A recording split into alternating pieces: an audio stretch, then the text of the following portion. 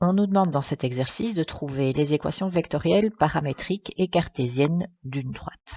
Alors, rappelons-nous d'abord ce que c'est une droite. Une droite, c'est une succession de points qui sont alignés. Alors, on définit une droite en donnant soit deux points, A et B, soit on pourrait aussi donner un point A et un vecteur directeur qui donne la direction dans laquelle se trouve la droite. En effet, grâce à ce qu'on a vu dans les vecteurs, on sait bien que si on prend maintenant n'importe quel point appartenant à cette droite, un point P, d'office, il est sur la droite s'il est aligné avec A et B, c'est-à-dire que le point P définit un vecteur AP qui est multiple du vecteur AB. Ça, c'est ce qu'on a vu dans les vecteurs. Et donc, on va pouvoir... La première chose qu'on va obtenir, par exemple, ici, c'est l'équation vectorielle de la droite. L'équation vectorielle de la droite, donc, on a besoin d'avoir soit un point A, soit un point B, soit un point A et un vecteur directeur qu'on a noté AB. Ici, c'est ce qu'on nous donne. Quand on regarde l'énoncé, on nous donne un point, 2, moins 4, ça va être le fameux point A, et on nous donne un vecteur directeur, c'est ce qui est noté AB dans l'équation vectorielle.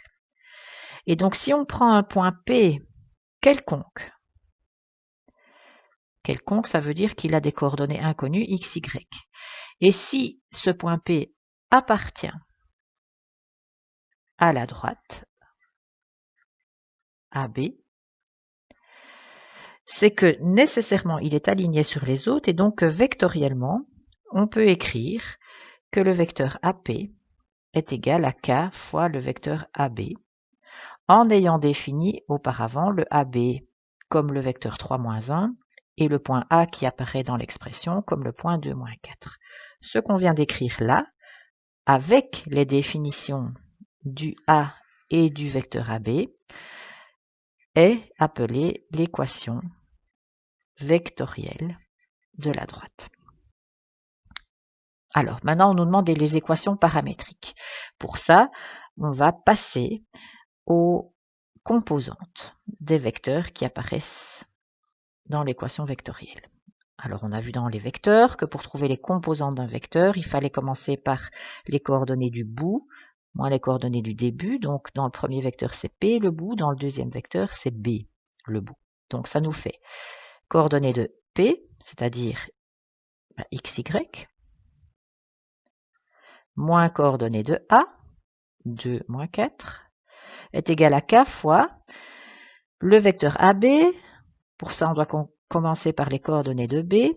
Ah ben non, ici non, on nous a donné les composantes du vecteur directement. Donc on ne doit pas faire le bout moins le début. On ne connaît pas en fait la position de B, mais c'est pas grave, on nous a donné le vecteur. Donc ici, on donne directement les composantes du vecteur. Alors je continue.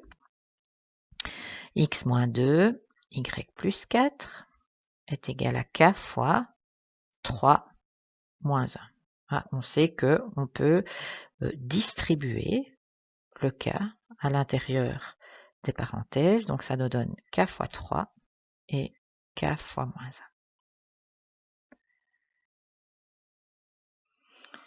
Alors on continue. On sait que quand on a un vecteur égal un vecteur, c'est que les composantes du dessus de chacun des vecteurs doivent être les mêmes et les composantes du dessous de chacun des vecteurs doivent être les mêmes. Ça nous donne un système d'équations avec x et y qui sont les inconnus et k qui est le paramètre. Ça s'appelle donc les équations paramétriques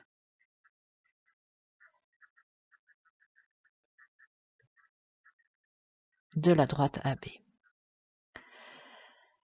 Alors, nous, ça nous intéresse pas trop ce type d'équation. Quand tu seras plus tard en réto, tu auras besoin de travailler avec ces équations paramétriques un peu plus souvent, mais ici, on ne va pas aller vraiment plus loin. On va en fait passer directement à la recherche des équations cartésiennes. Pour ça, on va isoler le K dans l'équation.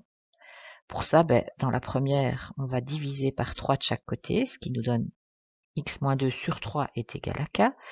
Et pour la deuxième, on va diviser par moins 1 de chaque côté, ce qui nous donne y plus k divisé par moins 1 est égal à k.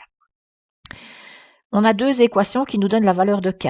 X moins 2 sur 3, c'est k, et y plus 4 sur moins 1, c'est aussi k. Ben, ça ne peut marcher que si ce qui se trouve à gauche de chacune des équations, en fait, représente la même chose, et donc c'est égal. On a donc à partir de deux équations, on peut écrire une seule égalité. X moins 2 sur 3 doit être égal à y plus 4 sur moins 1 pour que ça marche.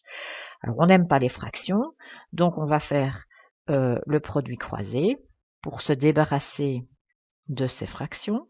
Le produit croisé, ben, ça fait moins 1 fois x moins 2. Attention, le moins 1 multiplie tout le x moins 2, il faut mettre des parenthèses autour. Et 3 fois y plus 4. Alors on peut distribuer le moins 1 et le 3. Ça me fait moins 1 fois x plus 2, moins 1 fois moins 2, ça fait plus 2, égale à 3y plus 3 fois 4, 12. Alors, les équations cartésiennes réduites, c'est celles qui nous intéressent, sont les équations sous la forme y égale quelque chose. Donc, on doit isoler le y. On va donc avoir que moins 1 fois x plus 2 moins 12 égale à 3y. Il faut se débarrasser de ce plus 12 par une soustraction. C'est ce qu'on a fait. Alors, moins 1 fois x plus 2 moins 12, ça fait moins 10. Ça donne 3y. On voudrait bien avoir y tout seul de son côté, donc on va diviser par 3. Divisé par 3, ça fait moins 1 fois x moins 10 divisé par 3. Alors, c'est pas joli comme ça, parce que l'équation cartésienne réduite doit pouvoir s'écrire comme y égale à un certain nombre fois x plus un autre nombre. Donc, pour ça, il faut vraiment qu'on ait quelque chose de part et d'autre d'une somme ou d'une différence. Ici, c'est pas ce qu'on a. Donc, on va se rappeler que quand on a une fraction divisée par quelque chose, on peut couper la fraction en deux et avoir une somme entre deux fractions de même dénominateur. Donc ici, ça nous donne moins 1 fois x sur 3, moins 10 sur 3 égale y. Alors c'est déjà mieux. Si vous voulez vraiment faire apparaître une somme ici au milieu et un seul nombre devant le x, il faut réécrire cette équation un tout petit peu différemment. Donc ça nous fait moins 1 tiers fois x plus moins 10 tiers égale y.